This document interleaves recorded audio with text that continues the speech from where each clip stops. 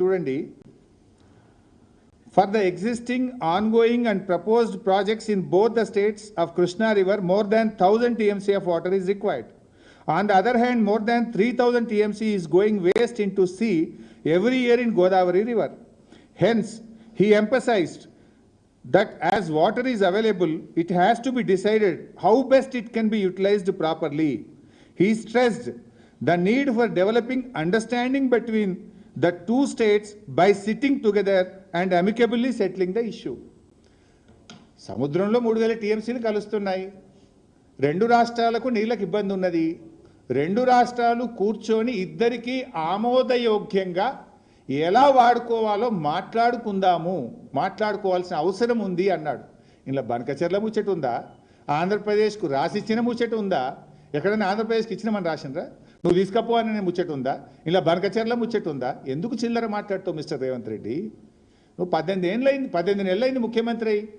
18 నెలలై ముఖ్యమంత్రి అయినాక కూడా నీ తీరు మారదా? కనీసం ముఖ్యమంత్రిగా బిహేవ్ చేయలేవా నువ్వు? ఇంకా నువ్వు ముఖ్యమంత్రి అనుకుంటున్నట్టు అనిపిస్తలేదు నాకు. అదే ప్రతిపక్షంలో ఉన్నప్పుడు బురజలుడు, చిల్లర రాజకీయాలు మాట్లాడు, పక్కోని మీద దొక్కుడు, తోసుడు, ఇదేనా ఇక నువ్వు? ఇందులో ఎక్కడన్నా బనకచెర్ల ముచ్చట ఉందా? ఆంధ్రప్రదేశ్కు తీసుకుపోయే ముచ్చట ఉందా? ఆంధ్రప్రదేశ్కి ఇచ్చిన ముచ్చట ఉందా? రెండు రాష్ట్రాలకు ఇబ్బంది ఉంది. ఇద్దరికి ఆమోదయోగ్యమైన విధంగా కూర్చొని మాట్లాడుకోవాల్సిన అవసరం ఉంది అన్నాడు. ఆమోదయోగ్యంగా ఆంధ్రప్రదేశ్ ముందుకు రాలేదు. ఒక్క అడుగు మా హయాంలో ముందుకు పడలేదు.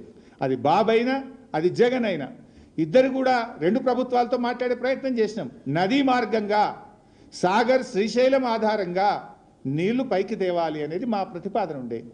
చంద్రబాబు ముందుకు రాలేదు, జగన్ ముందుకు రాలేదు, ఒక్క అడుగు ముందుకు పడలేదు. ఇప్పుడే ఎందుకు పడుతున్నది? ఇప్పుడు ఎందుకు పడుతుందంటే నువ్వు గురుదక్షిణ చెల్లింపులో భాగంగా బాబు గారిని ప్రగతి భవన్కు పిలిచి చీకటి ఒప్పందం చేసుకున్నావు. దాంట్లో భాగంగా ఉత్తమ్ కుమార్ రెడ్డిని సతీ సమేతంగా బెజవాడకు తోలినాం. అందుకే ఇప్పుడు కదులుతుంది. అప్పుడు ఎందుకు కదలలేదు అని నేను అడుగుతాను. అది చూడండి, సతీ సమేతంగా బెజవాడలో కలిసి వచ్చిండు. రేవంత్ రెడ్డి గారు దోలిచ్చిండి అని ఒప్పుకొని వచ్చిండి పోయి. ఇది ప్రగతి భవన్ మీటింగ్.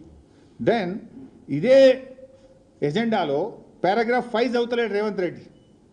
ఇదే మినిట్స్ ఆఫ్ ద మీటింగ్లో ఏదైతే అపెక్స్ కౌన్సిల్ మీటింగ్ 2026లో జరిగిందో అందులోనే ఎజెండా నెంబర్ 5లో కేసీఆర్ గారు మాట్లాడింది కూడా స్పష్టంగా ఉంది. అందులో కూడా raised objection over the expert committee constituted by Government of India to address the issues of diversion of water from Godavari to Krishna River between the two states without prior consultation of Telangana, and pointed out conflict of interest with respect to some members.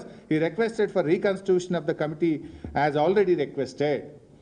ఇందులోనే స్పష్టంగా చెప్పిండ్రు, మా అనుమతి లేకుండా, తెలంగాణ చర్చ లేకుండా, తెలంగాణతో సంప్రదించకుండా ఆంధ్రప్రదేశ్కు గోదావరి నీళ్లు మళ్లించడం పట్ల, ఆ కమిటీలో ఉండే సభ్యుల యొక్క తీరు పట్ల కేసీఆర్ గారు చాలా స్పష్టంగా తన నిరసనను కూడా తెలియజేసిన విషయాన్ని ఇందులో స్పష్టంగా చెప్పారు.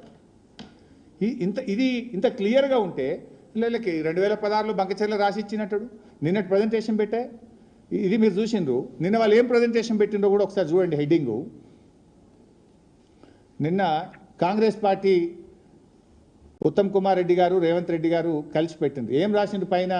2016లో గోదావరి పెన్నా నదుల అనుసంధానంపై ప్రతిపాదన. ఏమైనా ఉందా అందులో?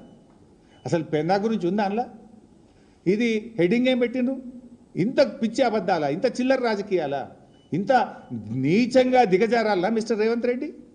నువ్వు రాసిన దాంట్లో కింద యాజ్ ఇట్ ఈజ్ నువ్వు తెలుగు అనువాదం చేసినావు. అలా ఎక్కడన్నా పెన్నా అనే పదం ఉందా? ఆంధ్రప్రదేశ్కి ఇచ్చిన పదం ఉందా? ఇలా అసలు విషయాన్ని కొంచెం అండర్లైన్ చేయలేదు చూడండి లాస్ట్కు. ఇది ఏముందా కనబడుతుంది కొద్దిగా అందులో క్లియర్గా అదే పెట్టదు. బస్ చాలు. రెండు రాష్ట్రాల మధ్య అవగాహన భావంతో సమస్యలు చర్చించి పరిష్కరించుకోవాల్సిన అవసరం ఉందని ఆయన హితవు పలికారు. దాన్ని అండర్లైన్ చేయలేదు. ఎక్కడన్నా ఇందులో పెన్నా అనే పదం ఉందా? పక్కన ఇంగ్లీష్లో ఉంది, ఈ పక్కన తెలుగులో ఉంది. నువ్వు హెడ్డింగ్ ఏం పెట్టినావు? 2016లో గోదావరి పెన్నా నదుల అనుసంధాన ప్రతిపాదన. అంటే ఇంత చిల్లర దివాలా కోరు దిక్కుమాలిన చిచ్చోర రాజకీయం రేవంత్ రెడ్డి చేస్తున్నాడు. పెట్టు, అసెంబ్లీ పెట్టు, నీ బట్టలు ఇప్పుతాం, మాట్లాడతాం గట్టిగా. నీళ్ళేందో పాలేందో తేలుతాం అసెంబ్లీ సాక్షిగా, రాష్ట్ర ప్రజల సాక్షిగా, శాసనసభ సాక్షిగా. ఎవరు అబద్ధాలు మాట్లాడుతుండో, ఎవరు నిజాలు మాట్లాడుతారో మాట్లాడదాం అసెంబ్లీలో. మైక్ కట్ చేయకాడ మైక్ కట్ చేస్తాడు మళ్ళా. సరే నెక్స్ట్ కెమెరా వాళ్ళ సైడ్ పెట్టాడు మా మాణిక్యరావు సార్ మంచిగా చేస్తుండు నన్ను చూపిస్తలేరు అసెంబ్లీలో నేను